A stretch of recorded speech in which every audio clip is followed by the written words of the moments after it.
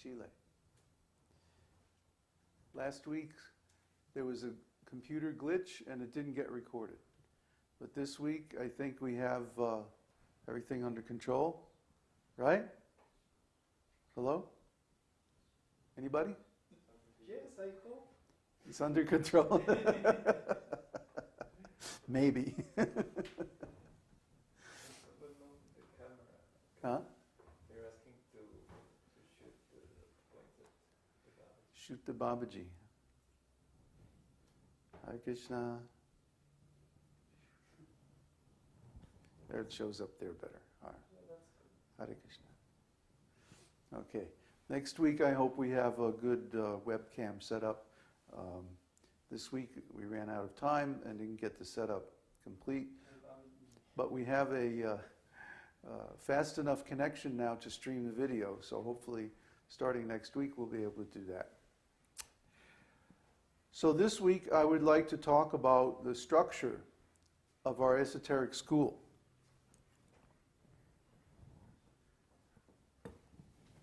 You're all familiar with the glyph of the esoteric teaching. Can I get something to drink?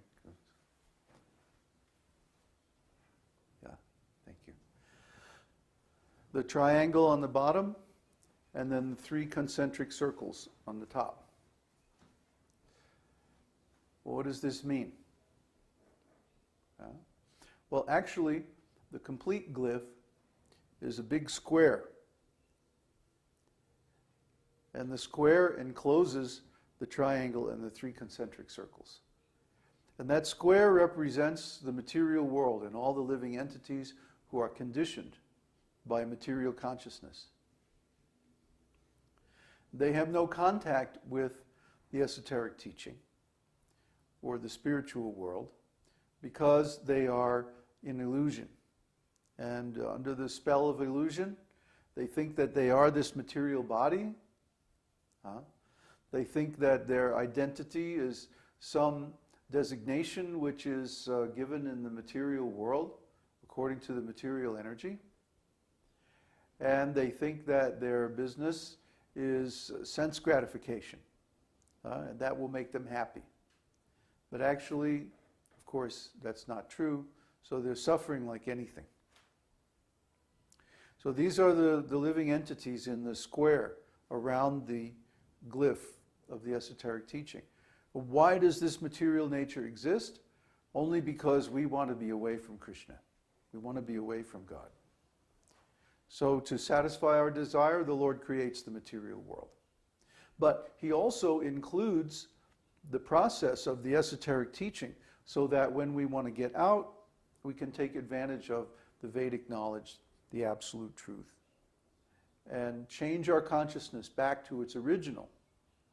This material consciousness is not our original consciousness. To be conscious of the material world requires a very special arrangement because our original senses are spiritual. Our original consciousness is spiritual. So how can spiritual senses be aware of the material world? It's not possible. Only by extending those spiritual senses with a material mind, intelligence, and false ego, material brain, material sense organs, then in that way we can contact the material world, but it's far away. The material world is far away from the self. The self is pure consciousness. We are conscious and we are consciousness.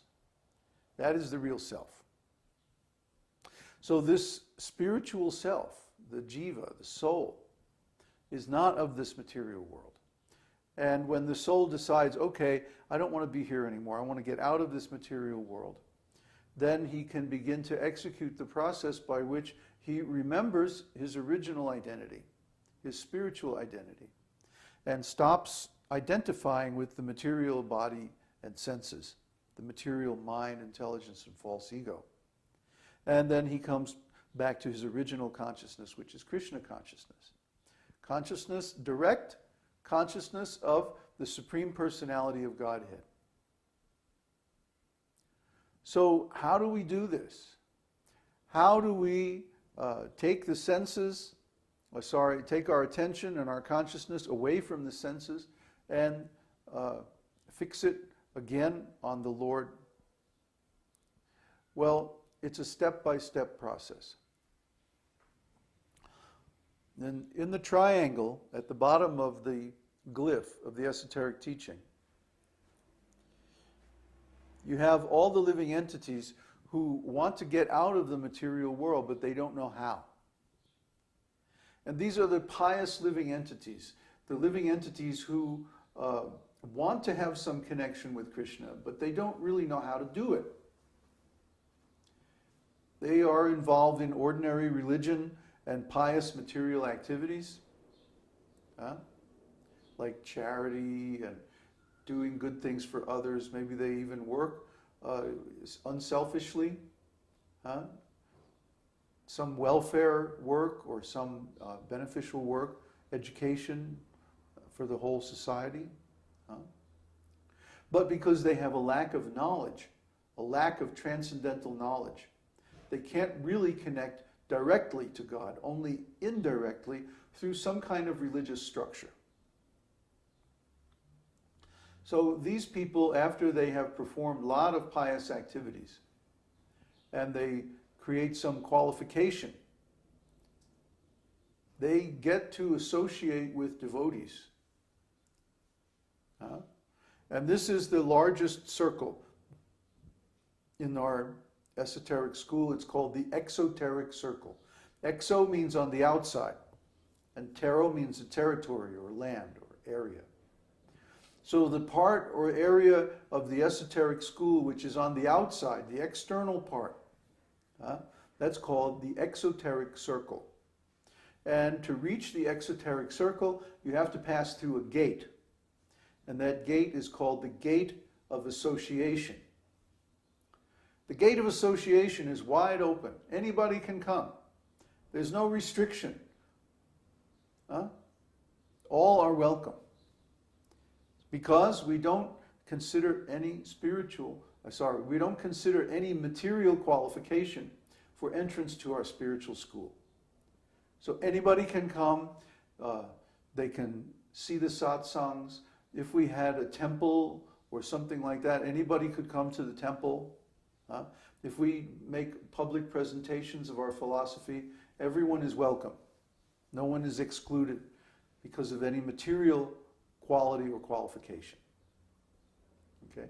I mean, I suppose if someone is like just raving mad, we wouldn't want to associate with them. And we do run into some people like that.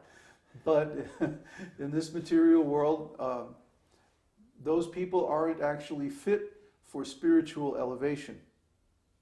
They don't, because they're still hurting others. They're still performing offensive acts to others. So we don't accept criminals. We don't accept people who are insane. We don't accept sociopaths or psychopaths. But pretty much everyone else we accept. Any normal, decent person with some pious activities. So now what goes on in the exoteric circle? Well, association. You pass through the gate of association to get into the exoteric circle. And when you're in there, then you associate. You associate with the devotees, you associate with the teaching, you associate with the spiritual master, and most importantly, you associate with the process of the esoteric teaching. The process of the esoteric teaching is to study the Vedic literatures and to perform sadhana. And we also extend the esoteric teaching downwards or outwards to meet the people where they are. This is an important part of our philosophy. It's not that we always present the esoteric teaching in exactly the same way. No. At different times and different places, different cultures, different situations, we have to adapt the presentation. Why?